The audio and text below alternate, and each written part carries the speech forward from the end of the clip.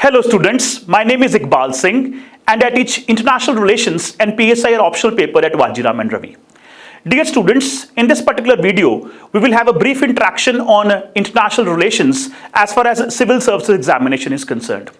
I'm sure students you are aware that this exam, civil services exam, is not being conducted only to recruit IAS and IPS officers, but also Indian Foreign Service officials. That is the reason why UPSC has this natural expectation that civil services aspirants, they must have very good knowledge about international affairs and also Indian foreign policy. And that is the reason why students in our institute here at VajiramAndRavi, we do conduct detailed lectures with our students on international relations, and we try and help them develop considerable amount of expertise on international relations and also matters related to Indian foreign policy. And when you study IR, students are very quickly able to realize that international relations is a very dynamic subject. In fact, the entire UPSC syllabus as far as GS is concerned, it can be broadly divided into two components, static and dynamic.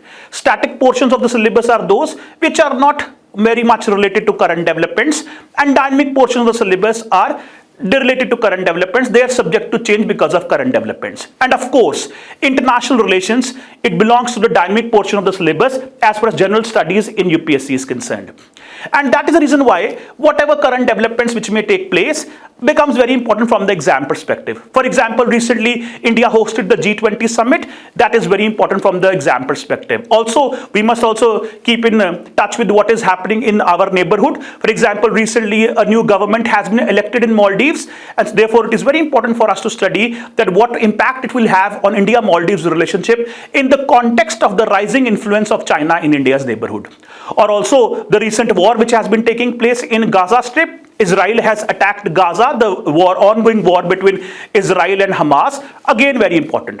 So current developments of course are very important in order to have good grasp over international relations, and they are covered also while preparing international relations. However, students, I would also like to point out here that in order to succeed in this examination, we also have to dig deeper and we have to go behind these current developments and also try and understand important concepts. Conceptual understanding is very important in the UPSC examination, and there are a lot of important concepts related to international affairs which we must try and understand, and without that understanding it may not be possible for us to write academically rich answers in the examination. In order to write qualitative answers in the examination, along with the knowledge of current developments, we must also have good grasp over conceptual clarity as far as basic concepts of IR are concerned. For example, if I have to tell you about certain few concepts, balance of power is a very important concept in international relations. Collective security is there. Nuclear deterrence is there.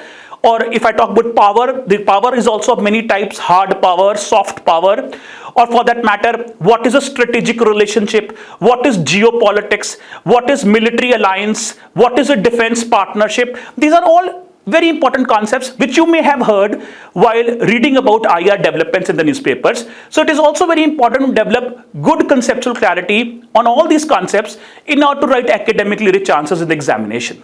And in this particular video, also, I have picked up one of these concepts, and in this video, I'll try and briefly interact with you on that particular concept, and that the concept is practice of diplomacy.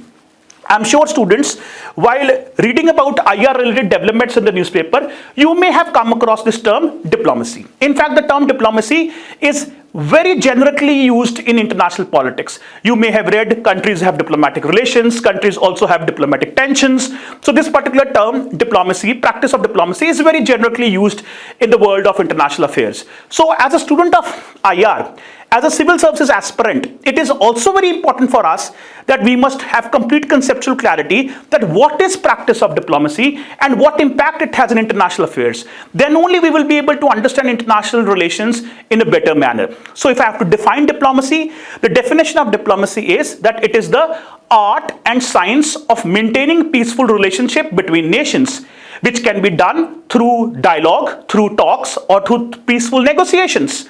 So that is what diplomacy is. And who would practice diplomacy?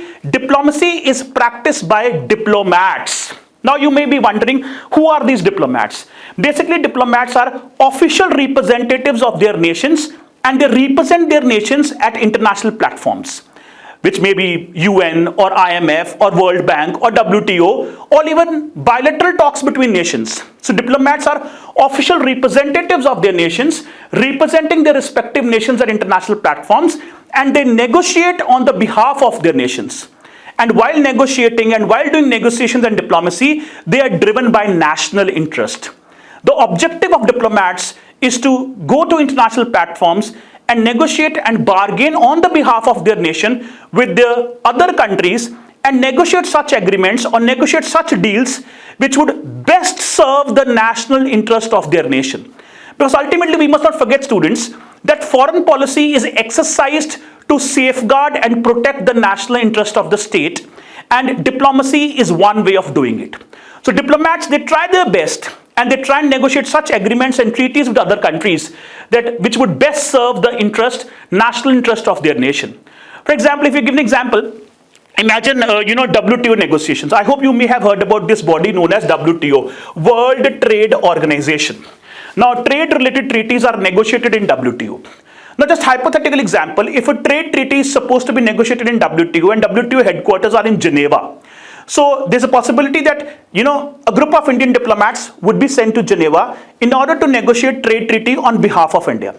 And there they would make all possible effort to negotiate such a treaty. In their negotiations with the diplomats of other nations, they would try and negotiate such a treaty or such a trade agreement which would best serve India's national interest.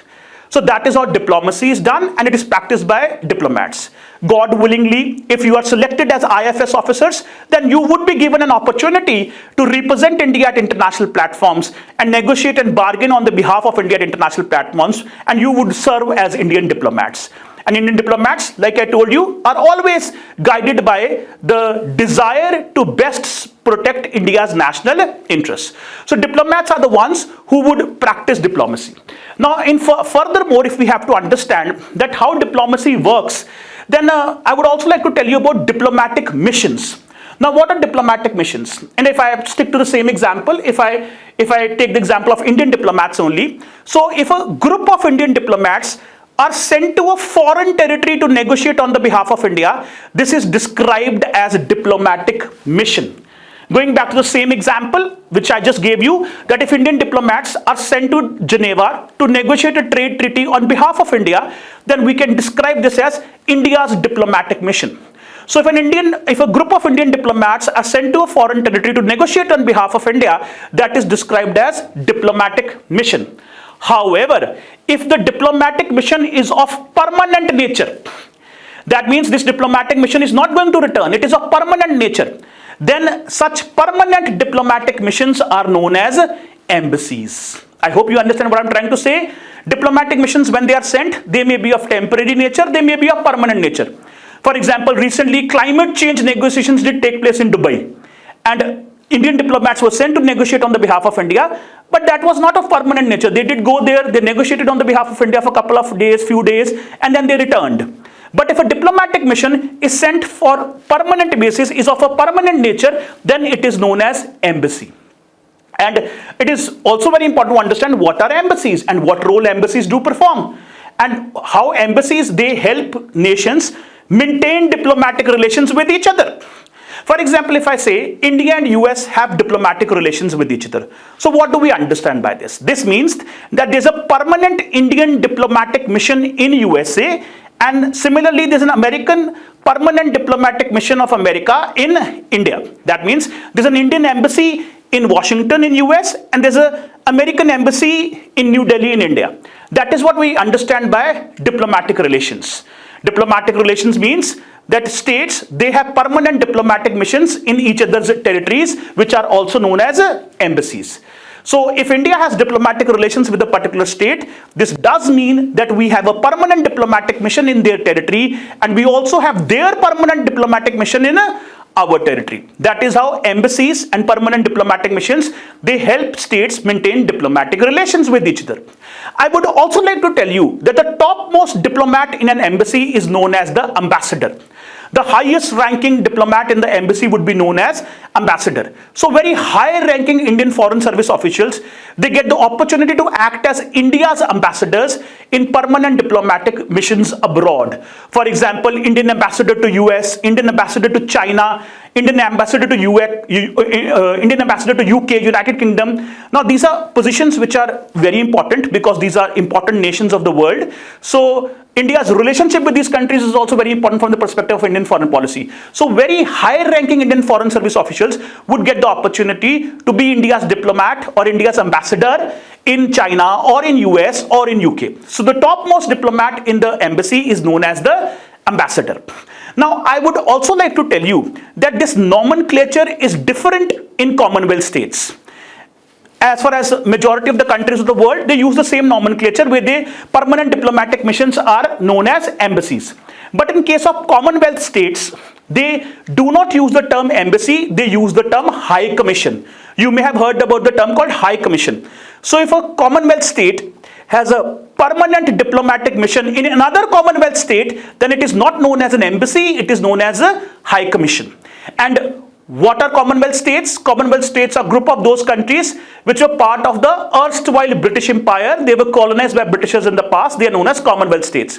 So for example, UK's permanent diplomatic mission in India, or Australia's permanent diplomatic mission in India, or Pakistan's permanent diplomatic mission in India, or Canada's permanent diplomatic mission in India are not known as embassies but High Commissions. UK High Commission, Australia High Commission, Pakistan High Commission, Canadian High Commission, because they are Commonwealth states. So Commonwealth states, they don't use the term embassies to describe their permanent diplomatic missions, but they use the term High Commission. And the topmost diplomat in the High Commission, the senior most diplomat in the High Commission, is not known as an ambassador, is known as a High Commissioner. So that is what we understand by embassies and High Commissions, which are also part of the practice of diplomacy. And I'd like to repeat, permanent diplomatic missions in a foreign territory is known as an embassy and are known as High Commissions in case of Commonwealth states. Also, you must understand that, if a country has its sovereign existence and a country has recently got independence or has claimed its own sovereign existence, then this should also be recognized by other states. Then only the existence of that country would be accepted worldwide. And one way to recognize is to maintain diplomatic relations. If you maintain diplomatic relations with a particular state, that means you recognize the sovereign and independent existence of that particular country. Otherwise, that means that you do not give recognition to the sovereign status of that particular country or the independent existence of that particular country. For example, you may have recently read in the newspapers that Afghan embassy in India has been closed down. Now, why Afghan embassy in New Delhi has been closed down? Because recently a change happened in Afghanistan. In the year 2021, the democratically elected government of Afghanistan was replaced by a Taliban government. And since year 2021, India has not given any official recognition to this Taliban government of Afghanistan. Now, because India has not given official recognition to the Taliban government of Afghanistan, therefore, India cannot maintain normal diplomatic relations with Afghanistan. And that is the reason why the Afghan embassy in India has been closed down, because this embassy was being run by diplomats which were appointed by the previous democratic government of Afghanistan, which does not exist anymore. And the Taliban government of Afghanistan did not extend any support to the diplomatic staff in the Afghan embassy in India, and therefore they ran out of funds and resources and they had to close down the embassy. And that is the reason why we do not have diplomatic relations with Afghanistan right now, because government of India has not given official recognition to the Taliban government of Afghanistan. If tomorrow the government of India decides to give official recognition to the Taliban government of Afghanistan, then diplomatic relations between India and Afghanistan would be restored.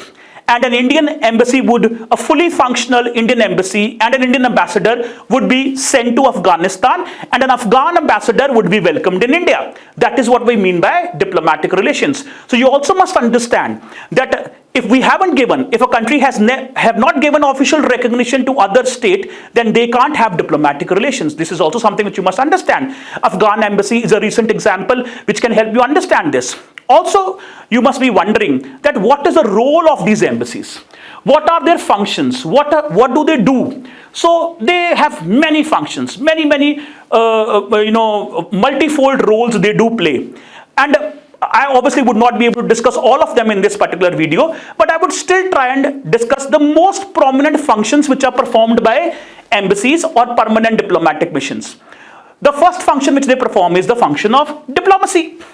They are the ones who would do diplomacy on the behalf of their nation. For example, the Indian embassy in USA and Indian diplomats which are posted in the Indian embassy in US, they are constantly in touch with the government officials of USA. They're constantly in touch with the diplomats of USA.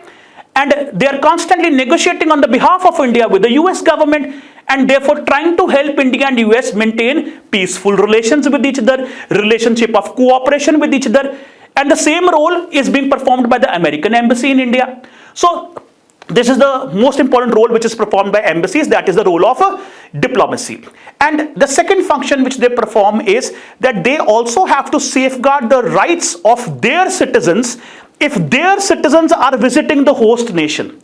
For example, if an American citizen is visiting India, then the American embassy in India is responsible to safeguard the rights of that American citizen. If that American citizen has any problem in India, that American citizen has the right to, approach his or her embassy and seek their help. That is also a role which the embassies has to perform. For example, right now you may be aware, a lot of you may be aware, Kulbhushan Jadhav has been imprisoned in Pakistan. He is an Indian citizen and is undergoing a trial on allegations of espionage. Already death penalty was announced, but because of the intervention of International Court of Justice, he is undergoing a retrial. A review of his trial is taking place in Pakistan right now. So it is a duty of the Indian High Commission in Pakistan to help Kulbhushan Jadhav, provide all possible legal help to help him prove his innocence in the courts of Pakistan. So that is also a role which embassy performs.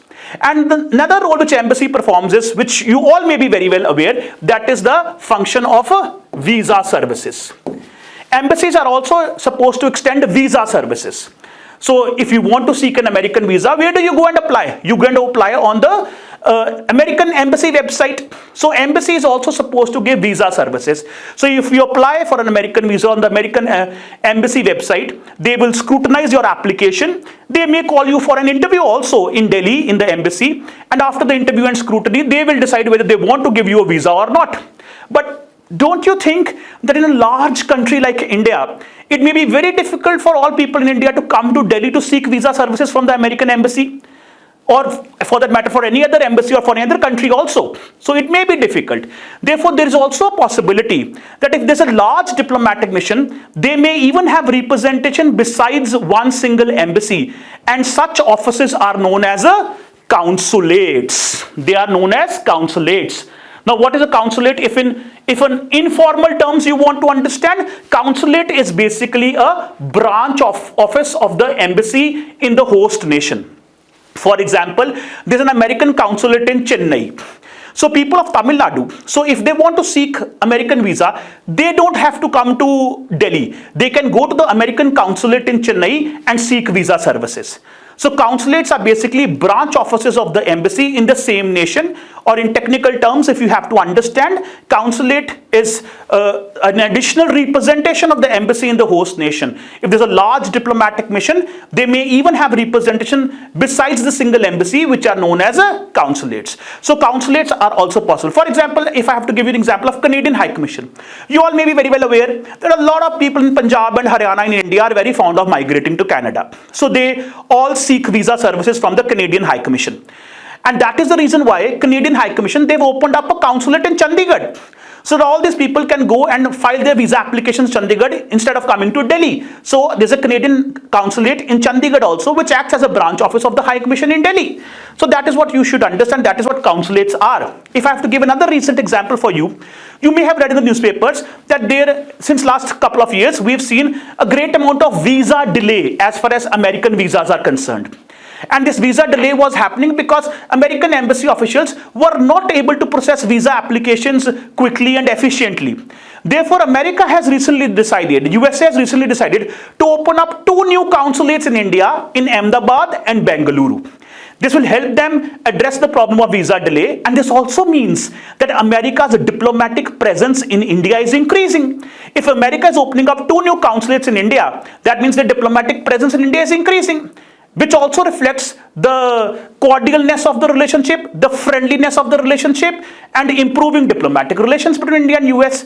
And as a matter of fact, I would also like to tell you that the government of India has also decided to open up a new consulate in Seattle in the US, which also means that India's diplomatic presence in the US is also increasing.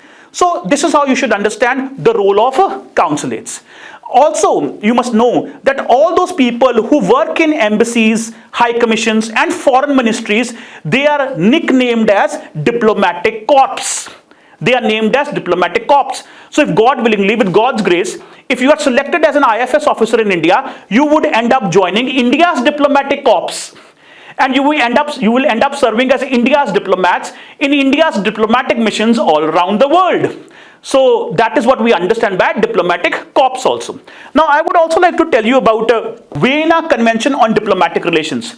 Now whatever we have discussed in the last 10-15 minutes about diplomacy, that how states are able to maintain diplomatic relations with each other, what is diplomacy, what is the role performed by embassies and consulates, all this is given in this international treaty which is known as Vienna Convention on Diplomatic Relations. All rules regarding diplomatic relations are given in this convention. And majority of the countries of the world, they have signed this convention. They follow this. It was signed in the year 1961. In fact, if you are selected as IFS officers, you will undergo a 2-year training program and this Vienna Convention will become your Bible. You will have to do detailed study of this convention because this is the convention which you will have to follow throughout your career as a career diplomat. And there are hundreds of provisions in this particular convention. Few of them are very famous. For example, you may have heard about this provision of the convention called diplomatic immunity. The provision of diplomatic immunity says that diplomats, they enjoy immunity from search, arrest or any legal proceedings in the country where they are posted. So for example, if Indian diplomats serving in the Indian embassy in US, they enjoy diplomatic immunity as per the Vienna Convention. That means the US government cannot take any legal action against them, cannot arrest them, cannot search their residences also. So the protection against arrest and search and legal proceedings is known as diplomatic immunity, which is given to diplomats as per the Vienna Convention. So whatever we have studied so far, this is basically summarizing Vienna Convention for you. Vienna Convention on Diplomatic Relations has been regulating diplomatic relations between the nations of the world. All the rules regarding diplomatic relations are mentioned in the Vienna Convention. Now we must also have a discussion on successful diplomacy. Now how can we say that a particular diplomacy is successful? Going back to the definition of diplomacy. What is the definition of diplomacy? Diplomacy is art and science of maintaining peaceful relations between nations. If the diplomats are able to achieve this, then we can consider it as successful diplomacy. If diplomats, while practicing diplomacy, by doing negotiations and talks, if they're able to help countries maintain peaceful relations and cooperate with each other, then we can call it and we can describe it as successful diplomacy. So what happens if diplomacy is successful? If diplomacy is successful, then different nations, they may end up signing international treaties and agreements, which is also known as international law. So successful diplomacy will result in diplomatic agreements, and diplomatic agreements may be of many types. For example, states may end up signing a legal contract which is known as treaty. And there are so many examples of states signing treaties with each other where they agree to follow certain common rules. For example, India and Pakistan had signed Indus Water Treaty in 1962, in which they have decided to share waters of river Indus and its tributaries. Treaty of Versailles was signed in Europe to end the First World War. So multiple such treaties are signed. So signing of treaties is an example of successful diplomacy. That means countries have agreed to cooperate and they've agreed to follow common rules. Also, there's a possibility that they may end up signing conventions. Now, what is a convention? If multiple countries of the world, they sign a common agreement, that is known as a convention. For example, you may have heard about UN Convention, UN Framework Convention on Climate Change, UNFCCC. UN Framework Convention on Climate Change is an example of a convention where multiple countries, UN members, have agreed to reduce their carbon emissions and fight against the problem of climate change and global warming. Or you may have also heard about Geneva Conventions for the protection of prisoners of war. So many such conventions are also there. Then there's also possibility that states may end up signing protocols. Now what are protocols? If countries or nations, if they want to bring some change or some addition in an already existing convention or a treaty, then they may end up doing protocol. For example, Kyoto Protocol. Kyoto Protocol is an addition to UNFCCC, UN Framework Convention on Climate Change. Under the Kyoto Protocol, states all over the world, the countries of the world, they had adopted certain targets to reduce carbon emissions specifically for developed countries. So this is what happens when diplomacy is successful. If diplomacy is successful, if diplomats are successful in making sure that countries are able to have peaceful relations and they are cooperating with each other, then successful diplomacy will end up signing diplomatic agreements, which may be of the variety of treaties or conventions or protocols. And all of this is basically described as international law. If states, they sign international agreements and treaties because of successful diplomacy, this helps in the creation of international law. Why international law? Because all these treaties and agreements are basically set of rules. These are basically set of rules which multiple countries have agreed to follow. Therefore, we can describe it as international law. For example, UN Charter. UN Charter was signed in 1945 between the founder members of UN to create this organization called United Nations, in which they had decided, all of them had decided to maintain international peace and security. That is also an example of international law. And that is also a result of successful diplomacy. But the billion-dollar question here is that how are we going to ensure implementation of international law? Because international politics is very different from domestic politics. In domestic politics, you have a government to implement the law. But in international politics, do you think there is any international government? No international government is there. The basic feature of international politics is anarchy. That means there is no international body supervising or governing the states of the world, because all states of the world are sovereign. Therefore, how do we implement international law? That is also an important question which you must know. So international law is implemented by ensuring two things, that is signing and ratification of treaties. I just discussed with you that successful diplomacy may result in treaties, conventions, and protocols. But all these treaties, conventions, and protocols, they have to undergo a two-stage process. And what is that two-stage process? The first stage is signing. Once a country signs an international treaty, signing is only an expression of intent that I agree with the treaty and I intend to follow it. But there is no legal obligation to follow it. Now, in order to make it legally binding, it has to go through the second stage. And second stage is known as a ratification. Now, what is ratification? Getting those treaties approved from their respective legislatures.